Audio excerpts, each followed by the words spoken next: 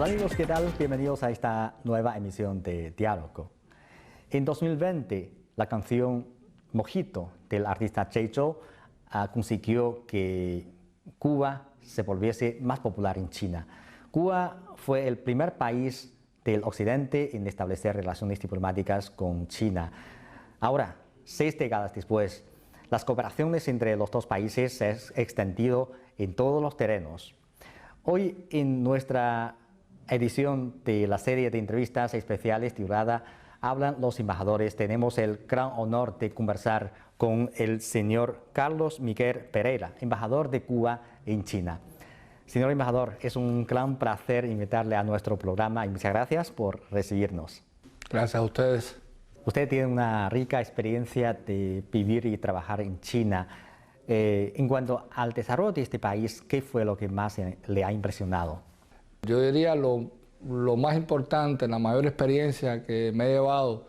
de estos años de trabajo con China ha sido justamente la laboriosidad del pueblo chino, la capacidad que tienen ustedes de poder definir metas estratégicas, poderlas cumplir, ponerle todo el esfuerzo posible, aunar todos los esfuerzos posibles en pos de esas metas que ustedes se proponen. Yo diría que no ha habido meta en estos años de reforma, de apertura, en estos años del socialismo chino, que China no haya conquistado, no haya logrado con absoluto éxito. Por eso yo digo que para cualquier extranjero que venga a China, tener la oportunidad de poder ver eso, conocer de esa experiencia, beber de esa experiencia, yo diría que es de lo más importante que he podido atesorar en estos años. Sabemos que el 13º Plan Quinquenal se va a concluir en 2020. Entonces, ¿qué evaluación tiene usted sobre los logros de China en el último lustro? Bueno, el 13º Plan Quinquenal sin duda marca un periodo sumamente importante para China. Yo diría que ha habido dos importantes resultados, en la misma medida que ha podido concretar dos de las metas fijadas para la celebración del centenario del Partido Comunista Chino y de alguna manera también consolidar el avance del socialismo con características chinas.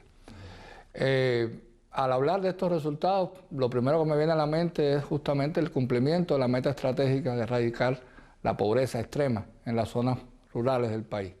que ha sido, como todos sabemos, un componente fundamental del llamado primer objetivo centenario establecido por el Partido Comunista para la celebración de su centenario, pero también para materializar, para alcanzar la sociedad modestamente acomodada. El otro aspecto importante sería el resultado que este año se espera alcance el PIB de China, que deberá superar los 100 billones al cierre de este año, y ello va a permitir también cumplir importantes metas sociales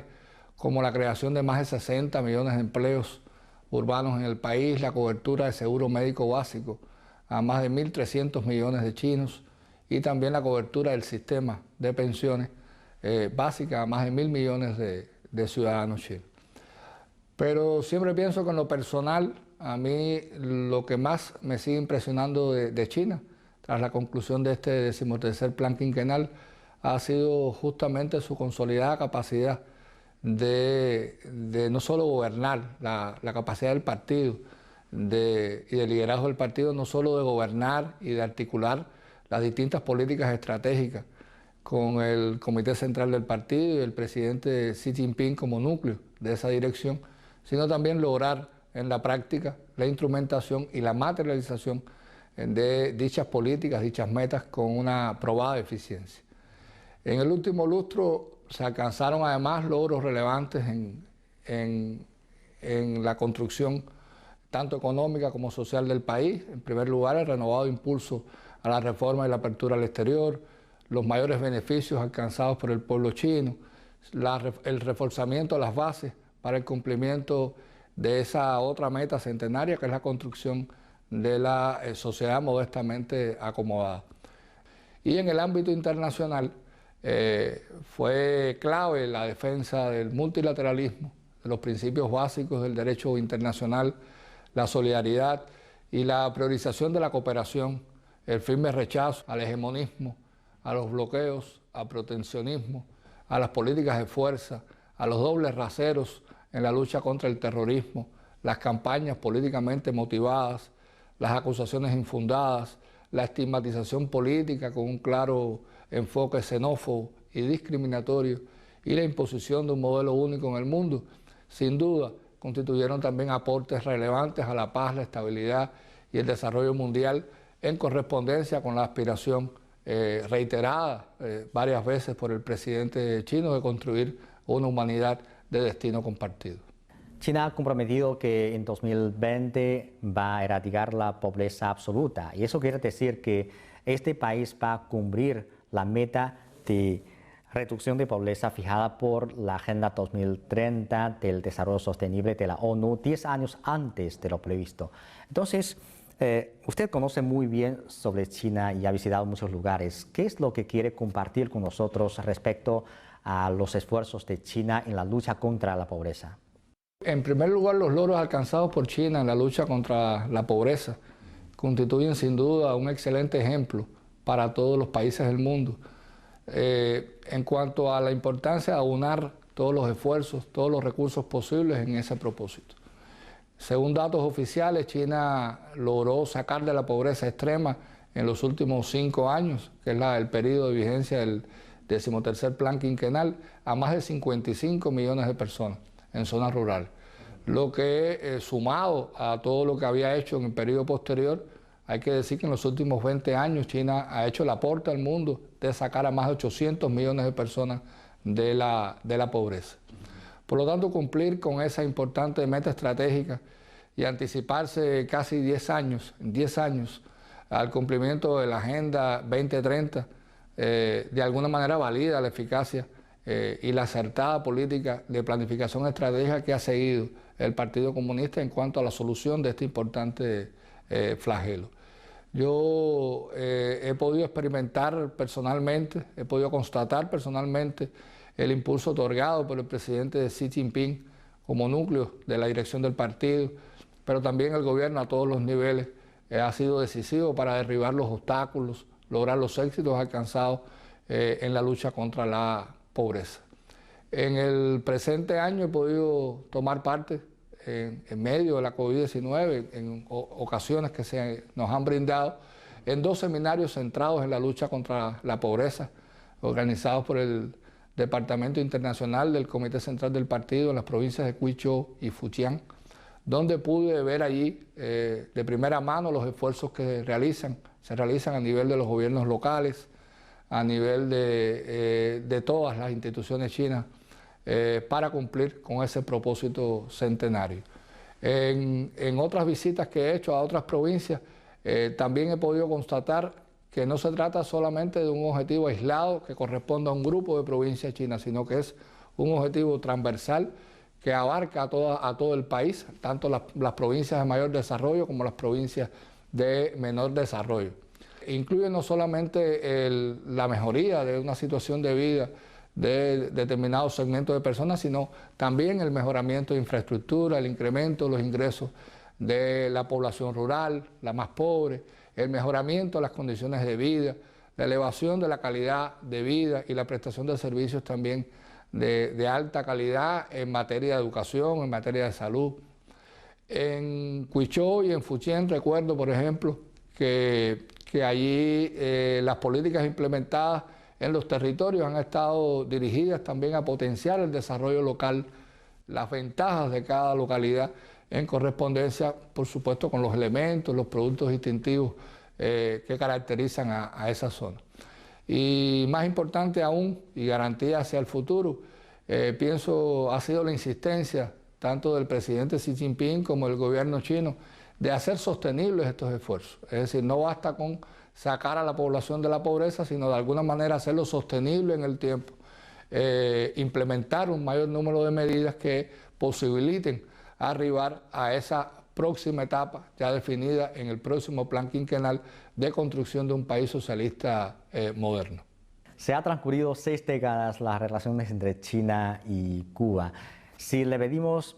seleccionar una frase o una palabra para definir esta relación, queremos saber qué palabras seleccionaría y cómo ve esta relación y en qué esferas cree que los dos países pueden avanzar aún más sus cooperaciones en el futuro. Las relaciones cubano-chinas tienen una profunda y sólida base histórica que se remonta a más de 170 años. Ha habido una contribución significativa a la nacionalidad y a la cultura cubana y a la lucha por nuestra independencia. Los vínculos cubano-chinos trascienden el ambiente puramente bilateral, o sea, los límites bilaterales, al haber sido Cuba el primer país de todo el hemisferio occidental en establecer relaciones con China, reconocer a la nueva China. Y aquella no fue una decisión más, sino el reflejo de una auténtica voluntad popular. Fue uno de los primeros actos de soberanía e independencia de la naciente Revolución Cubana. Cuba y China y la relación que han construido, de alguna manera también ha devenido modelo de los vínculos que propician la paz, la convivencia y el desarrollo entre las naciones, el establecimiento de un nuevo orden económico internacional más justo y equitativo y la construcción también de un mundo mejor y armonioso. Pienso que Cuba y China han establecido también un modelo de cooperación sobre bases de igualdad, de respeto y beneficio recíproco. Ambos países son además referentes mutuos en la construcción del socialismo con características propias, lo que propicia que hoy el intercambio de experiencias sea amplio y sistemático. De acuerdo a la costumbre china, 60 años es considerado ichiazi, es decir, marca el fin de un ciclo de vida y el inicio de otro, sobre nuevas bases, visiones y valores compartidos. Las circunstancias excepcionales que ha impuesto la COVID-19, lejos de debilitar, ha fortalecido los intercambios, la cooperación mutua y la comunicación estratégica entre nuestros dos países, ratificándose el apoyo mutuo en los momentos más difíciles. Yo diría, China ha jugado también un papel importante en la construcción de la base económica cubana, mediante la financiación de importantes proyectos de infraestructura, de logística, para el desarrollo agrícola y la industria electrónica, entre otros, que en condiciones ventajosas han contribuido y siguen contribuyendo al desarrollo económico y social de nuestro país. Hay un número creciente de empresas chinas que están interesadas en tener una presencia mayor en la economía cubana. Por lo tanto, en un nuevo punto de partida histórico, que es el inicio de un nuevo ciclo de 60 años de relaciones bilaterales, ambos países sin duda continuarán reforzando su relación de buenos compañeros, buenos amigos, buenos hermanos, la confianza mutua y la promoción de los intercambios, la coordinación, la cooperación en todos los terrenos, bajo la dirección de ambos partidos comunistas y el consenso alcanzado entre los máximos dirigentes de ambos países. Yo diría que Cuba y China hoy están profundizando la comunicación y la coordinación estrecha y estratégica en asuntos de la agenda regional e internacional, en el esfuerzo común de mantener la paz y la estabilidad mundial y en la defensa de la justicia, la soberanía y el multilateralismo. En esta nueva etapa, China deberá consolidarse como el principal mercado de las exportaciones cubanas de bienes y de manera promisoria también en un destino importante de nuestros servicios médicos, educativos, con la presencia creciente de médicos y de profesores cubanos en varias regiones de China y amplias perspectivas también para los intercambios de otro tipo. Por lo tanto, si fuéramos a describir esta relación en una sola frase, diría que son relaciones entrañables entre amigos, camaradas y hermanos, basadas en el apoyo mutuo, la confianza recíproca y el beneficio compartido. En 2020, pese a la epidemia de COVID-19, China finalmente consiguió celebrar la tercera exposición internacional de importaciones de China. Que yo sepa, Cuba también participó a este evento. Entonces, ¿podría contarnos un poco sobre la participación de su país a este evento y qué evaluación tiene usted sobre los trabajos y esfuerzos de China para organizar y celebrar este evento? Bueno, Cuba estuvo representada en la inauguración de esta tercera edición de la Feria de Importaciones de China en Shanghai y en el Foro Económico de Hongqiao, que como todos sabemos tuvo una combinación entre presencial y virtual, debido a las estrictas regulaciones sanitarias en esta ocasión impuestas por la pandemia. Pues la CIE, ustedes conocen que este año adoptó la modalidad de semipresencial. No pudieron organizarse pabellones por país, por lo que las empresas cubanas no pudieron participar directamente, es decir, no pudieron viajar desde Cuba empresas cubanas para participar en esta edición. Sin embargo, la embajada, de conjunto con otras empresas chinas con las cuales también tenemos vínculos permanentes de trabajo, pues organizamos en el marco de esta tercera edición un foro empresarial Cuba-China y una exposición de productos y servicios exportables cubanos. Ahí presentamos productos de la biotecnología, las exportaciones de servicios médicos cubanos, exportaciones de servicios educativos, productos tradicionales como el café, el ron, el tabaco, que tienen una gran demanda en el mercado chino, otros productos nuevos que se registran actualmente como la miel de abeja, carbón vegetal, etcétera, y productos realmente muy promisorios como jugos, jugos de frutas tropicales, la oferta turística cubana, etcétera, etcétera. Yo pienso que la respuesta del empresariado chino a la convocatoria de estas acciones fue muy positiva y que ratificó el interés de las contrapartes por nuestros productos y servicios exportables, así como por la posibilidad de explotar nuevas oportunidades de negocios conjuntos entre los dos países. Teniendo en cuenta la compleja situación generada a nivel mundial por la pandemia, donde los grandes eventos internacionales fueron suspendidos, el gobierno chino tomó la decisión de mantener la exposición, rediseñando su formato presencial por uno semipresencial, demostrando que con la aplicación de un protocolo estricto de medidas sanitarias, es posible desarrollar este tipo de eventos con seguridad y que al mismo tiempo permite alcanzar los resultados esperados. Creo que fue una organización muy efectiva y que se consolida la CIE como un evento de referencia a nivel global,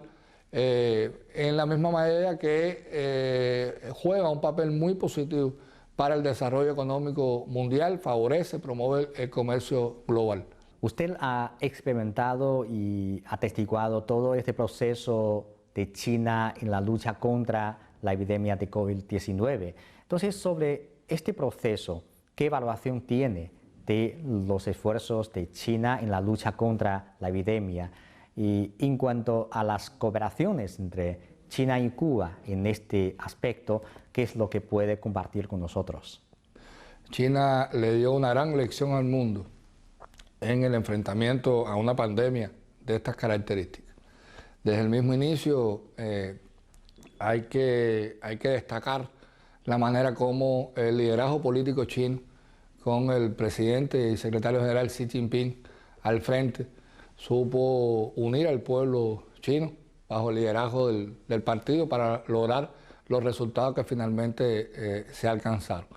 China estuvo de manera temprana siempre dispuesta a compartir sus experiencias con el resto del mundo. Cuba se aprovechó de manera temprana de esa experiencia, vivió de manera temprana esa experiencia, que fue lo que le permitió también poder diseñar nuestro propio plan de enfrentamiento a la pandemia cuando finalmente alcanzó el territorio nacional. No todos los países hicieron lo mismo. Creo que esa ventana de tiempo que China le dio al mundo no fue aprovechada, lamentablemente, por algunos gobiernos que a la larga han terminado siendo los gobiernos de peor gestión, de peor manejo de la pandemia en sus propios países. Yo diría que el manejo y control de la COVID por parte de China ha evidenciado o ha puesto en evidencia ante el sistema internacional como la práctica socialista, es decir, las ventajas de contar con un sistema socialista en el que se priorizan a los seres humanos, en el que se aunan todos los esfuerzos, todos los recursos en función de preservar la vida de las personas y se adoptan medidas integrales y efectivas para lograr ese enemigo común de la humanidad como es la COVID-19. La cooperación entre Cuba y China en materia de enfrentamiento a la pandemia pues se dio de manera muy temprana. En la misma medida que China también envió a muchos países expertos médicos para explicar en esos países cuáles fueron sus experiencias en el manejo de la pandemia, los protocolos médicos utilizados, y Cuba también en sus modestas posibilidades envió también brigadas médicas a casi 40 países en los cuales también más de 50 brigadas médicas prestaron atención médica ahí en las primeras líneas de atención y de combate a la COVID-19 en esos países. De manera temprana, Cuba también propuso a las autoridades chinas cooperar en materia de enfrentamiento a la pandemia en terceros países. Una primera manifestación de ello se dio en aquellos países donde hubo presencia de brigada médica cubana, hubo presencia de equipos médicos chinos, donde ambos de alguna manera aunaron esfuerzos, coordinaron su trabajo allí, y al mismo tiempo también se ha venido cooperando en la investigación de nuevos productos para el enfrentamiento a la pandemia. Se ha venido trabajando en la elaboración de una cartera de proyectos para la complementación técnica, el escalado industrial, los ensayos clínicos, etcétera, en este sentido. Hay en estos momentos, a través del Ministerio de Ciencia y Tecnología, a través de las coberturas de proyectos de investigación conjunta que ofrece el Ministerio de Ciencia y Tecnología, se están desarrollando en este momento varios proyectos que tienen que ver con esta idea de trabajar conjuntamente en función del enfrentamiento a la pandemia. China y Cuba han demostrado al mundo también una gran capacidad desde la ciencia para aportar las soluciones a la pandemia. Es conocido hoy la situación, las 5 vacunas chinas que están ya en fase 3. Cuba también se encuentra en este momento con 4 candidatos vacunales, 2 de los cuales también van avanzando, están mucho más avanzados. Hay otros 2 que están recién comenzando ahora. China y Cuba han demostrado con su propia actuación la importancia de, en una coyuntura como esta, prestar atención en primer lugar a los seres humanos, colocar la vida de las personas por encima de cualquier otra prioridad, y yo creo que eso es lo que ha permitido obtener hoy, que ambos países tengan hoy los resultados que están teniendo. El turismo es un sector muy importante para la economía de Cuba, un sector, supongo que debido a la epidemia también ha sido muy afectado. Ahora, que yo sepa, la situación de Cuba ha entrado en una nueva normalidad después de una lucha contra la epidemia. Entonces, ¿está Cuba preparado para recuperar este sector y recibir los turistas internacionales? Bueno, en primer lugar, como tú sabes, el turismo es uno de los sectores priorizados dentro de la estrategia económica y social del país. Juega un papel realmente clave en la captación de los ingresos en divisas, que permite a la economía cubana hoy funcionar de manera estable. Desde hace ya algunas semanas se abrieron todos los aeropuertos del país al turismo internacional. Ya Cuba está recibiendo hoy turismo internacional de varios destinos, cumpliéndose adecuadamente todos los protocolos médicos establecidos. Es decir, los pacientes viajan con su PCR hecho antes de partir a Cuba, y cuando llegan a Cuba se repiten también sus PCR y se cumplen además con todas las medidas previstas en los protocolos establecidos. A partir de octubre, de mediados del mes de octubre, se inició en Cuba lo que se llama la etapa de la nueva normalidad, con el establecimiento de la actividad económica y social, con el reforzamiento de las medidas de vigilancia epidemiológica y el cumplimiento de las medidas sanitarias, con un plan de enfrentamiento específico a la pandemia que incluye elementos muy diversos, tales como igual que en China, digamos, el uso obligatorio de mascarilla, la limpieza y desinfección frecuente de los espacios y superficies, la realización con carácter obligatorio de los análisis de PCR para todos los visitantes en cada terminal aérea del país, aérea o portuaria del país, análisis que en el caso de los turistas se asume por el sistema de turismo de manera gratuita, es decir, los turistas no pagan por el PCR cuando llegan a Cuba, sino es asumido como parte de los servicios. Y puedo decirte que hasta ahora los resultados realmente han sido muy promisorios, se va restableciendo la confianza y sobre todo en la misma medida que se van restableciendo los vuelos a Cuba y las conexiones aéreas, pues este número de turistas comienza a crecer cada vez más. En el ámbito cultural, en los últimos años, los cigarros, la música, los paisajes naturales, pintorescos de Cuba se vuelven cada vez más popular y acogida entre los chinos. Y en 2020 la canción Mojito hace que Cuba se volviese más popular entre los chinos. En cuanto a las cooperaciones y intercambios culturales entre los dos países,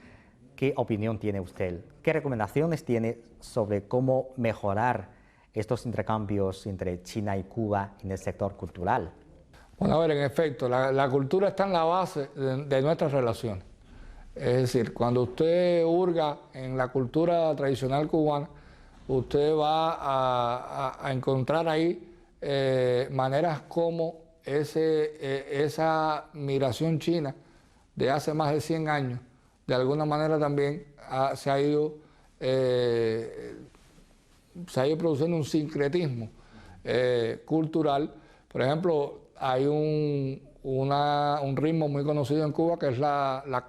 conga oriental, esa conga o la rumba. Esa conga oriental o rumba, de alguna manera es imprescindible, un instrumento de origen chino, que es los cubanos llamamos la cornetica china. Y así vas a encontrar muchos elementos en la base cultural de nuestro país, de la nacionalidad cubana, que de alguna manera bebe de esa influencia inicial que tuvieron los primeros emigrantes chinos en Cuba. Es una prioridad para ambos gobiernos también persistir en la creación de espacios para mantener un fluido intercambio cultural entre los dos pueblos, la promoción del conocimiento de las tradiciones culturales de cada país. Se creó recientemente acá en China también el primer centro de intercambio cultural China-Cuba. Esperamos llevar esa experiencia también a otras provincias, a otras regiones del país, de manera tal de que se creen como pequeños espacios para difundir aún más esa cultura cubana, aprovechando, como bien tú dices, la avidez que hay de conocer más sobre la cultura cubana, la música, los bailes, los cócteles, como el tan mencionado Mojito. Yo creo que de la misma manera que Mojito se convierte hoy en un gran evento cultural, un fenómeno de masas en China, a partir de la canción del artista Zhou Zhilun, Jack Chou, yo creo que dice mucho de las perspectivas promisorias que hay, de las oportunidades que hay en cuanto a profundizar el intercambio cultural entre los dos países. Cuba es un país de múltiples influencias. Cuba es un crisol de cultura, como se dice. Por lo tanto, es una mezcla de cultura europea, cultura africana, cultura asiática, y eso de alguna manera se conecta también con las necesidades culturales de China, que también es un país que es un crisol de cultura, de muchas influencias, de muchos patrimonios que de alguna manera definen su esencia. Y ahí yo creo que está una base importante para continuar ampliando las relaciones culturales entre los dos países. Bueno, señor embajador, muchísimas gracias por recibirnos y gracias por sus comentarios y respuestas. Gracias a ti, Roberto, ya por esta oportunidad que me dan de poder dirigirme a la teleaudiencia de CGTN.